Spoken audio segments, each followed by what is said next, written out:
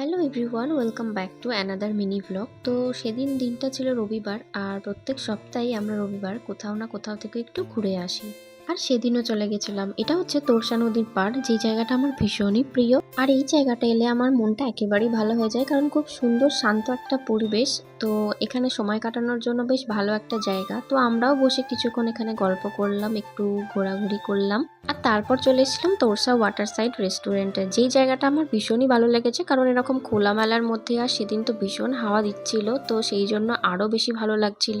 আর অনেক তো ঘোরাঘুরি করলাম, কিছু না খেলে কি হয়। তো তাই জন্য এখানে আমরা চলে এসেছিলাম। আর দাঁড়াও, এই জায়গাটা তোমাদের একবার ঘুরিয়ে দেখাই।